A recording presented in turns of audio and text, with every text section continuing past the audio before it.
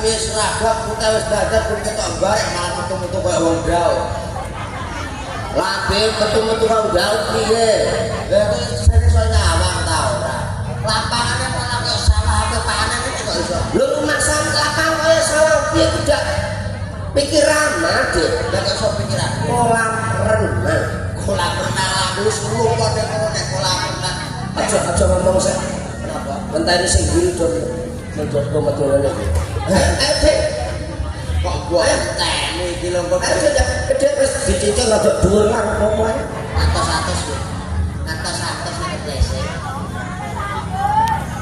Ayo dadi siji ngrumpuk ayo tak gendeli sita-sita ayo. Ayo tak kok gede kok. Nek aku gumun. Gumun piye, Dik? Sudah semono gegete dak ya. Heeh.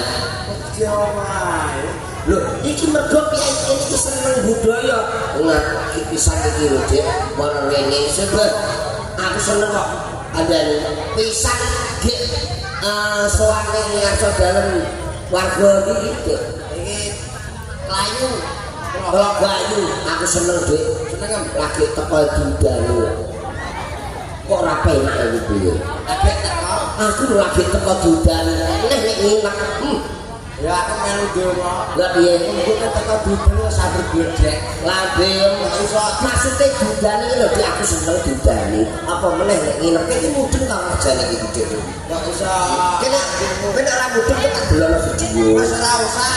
Aku ora pikir lagi susah iki lho. Susah piye? Iki mergo sana priyane ya ta. Iki ora perkara budaya iki. Lah perkara apa? Wis kabur urunan. Bintane nang kono lho, Pak. Ngomong amlah. Ora urunan pek berarti kowe ora tau ndelok TV maca koran kowe. Ndelok koran maca TV lho maksudnya. Kowe berarti ora tau. Lambemu omongan yo sing bener. Piye? Oh, kata-kata ora tau ngomong. Kowe berarti ora tau ndelok koran maca TV ya, Dik? Wale. Yo gak iso. Wale, Mas. Lah wale. Maca koran ndelok TV. Lah yo ora iso. Lah kok iso ora iso? Wong ndelok TV maca koran ora ketutupan yo. Berarti kudune lho iku mah maca TV delok ora. Nek delok TV maca koran. Yo ketutupan ra iso Dik kowe. Ate lawan ora padha mahasiswane ning ora. Lah kok mahasiswa? Lah iya, dak ora padha mahasiswane. Lah kowe itu sepurane dak iya. Iya. Kowe iku nek karo kirek, ngaputene pinter kirek. Lho jangkrik, lah aku mbok padakno kirek. Lho malah pinter kirek. Lah iki menungso lho marbuk banding-banding kirek apa malah pinter kirek. Yo koyo kene. Lah kok iso? Aku mau gak teko keri. Heeh.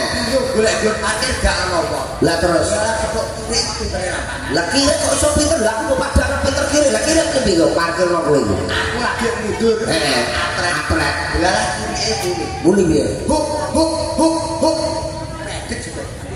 Kowe ku yo edan, kok saya edan. Lho kirek. Lah piye? Kirek. Kok malah apik kowe dibangane kene. Matane. Lho kok malah padakno. Lho ora perkara ngono. Aku arani aku iki pinter kirek. Lah kowe karo kodoke kalah. Lho, lah derajate gedean itu.